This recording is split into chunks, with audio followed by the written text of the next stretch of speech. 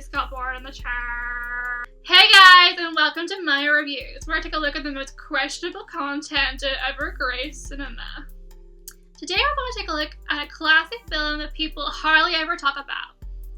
Fat Frog and Randy Meet Ernest. I remember seeing this film in cinema with my family when I was a child, and it was a rainy day and we just had McDonald's and our house was being fumigated, so we needed to kill a couple of hours. So we went to the cinema and almost everything else was sold out. So the only movie left to watch was this. And honestly, I don't remember much about it because I kept being sick for eating too many sweets, so I had to keep going to the bathroom, and also they accidentally mixed in the French dub of the film, so we didn't actually understand a majority of it. And there's also a screaming baby in there. I'm guessing the mother assumed nobody else would be there. Recently, I found the DVD in a bargain bin at a charity shop, so I bought it and decided to watch it again. And honestly, what the hell even is this film? I mean, it doesn't make any fucking sense whatsoever. Who is this Fat Frog and Randy? And who thought it would be a fantastic idea that they had a crossover with Ernest? From watching this movie, you can clearly tell the director was working through something with many questionable choices that this movie makes. Like, why is there a 20-minute scene of a bunch of gorgeous women having a naked pool party? It doesn't even add anything to the plot.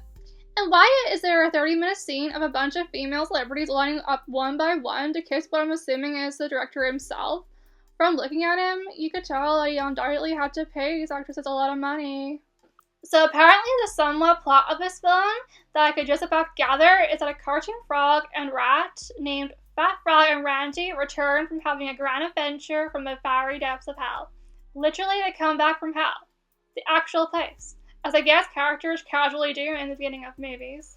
Anyway, Gary the God appears before them, and as a reward for rescuing the monkeys, and Frank Sinatra Jr. for being forced to perform in Satan's daughter's coming out party, and too worn out to get into that.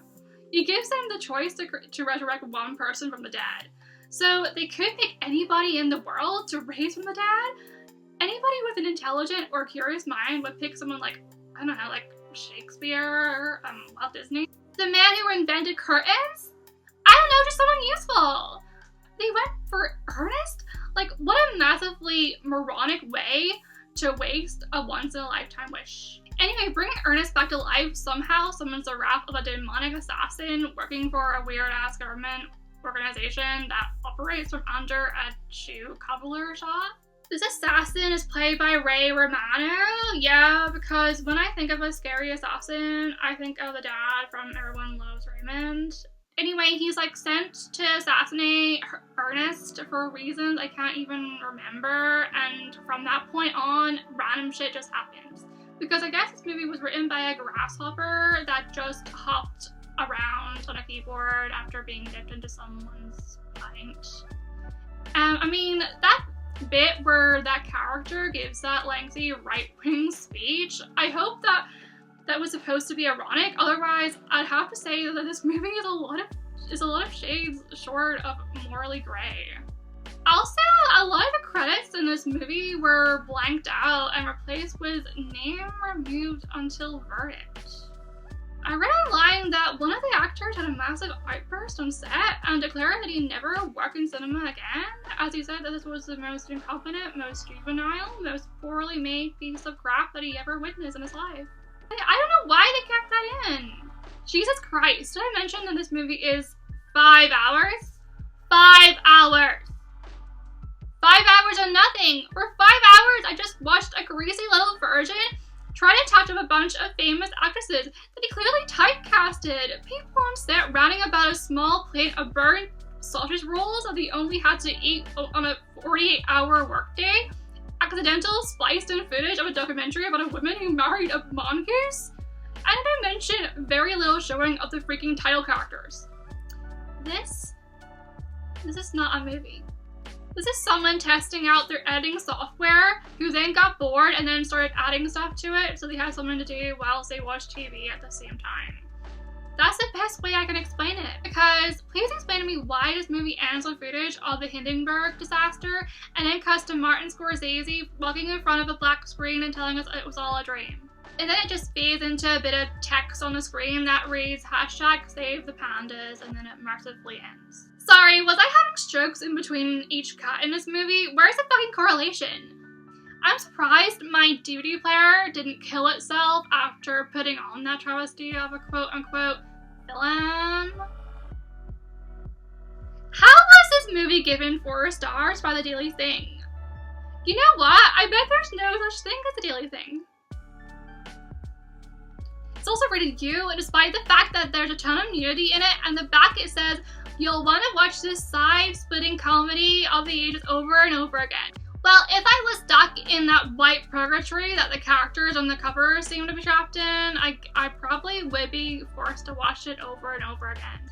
I bought this movie for 5p, but honestly I still think I was ripped off. So in conclusion, this movie is dog shit.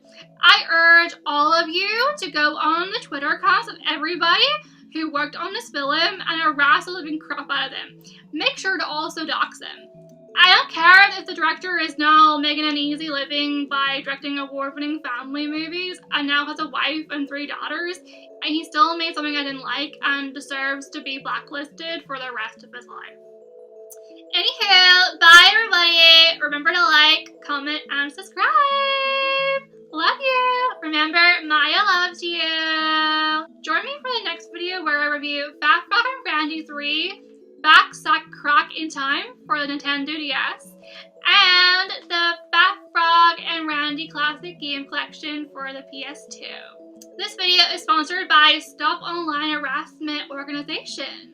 Every day, innocent people who didn't make bad movies are being harassed online. I need your help to make it stop. Remember to donate $20 to my Patreon to help fight the good fight.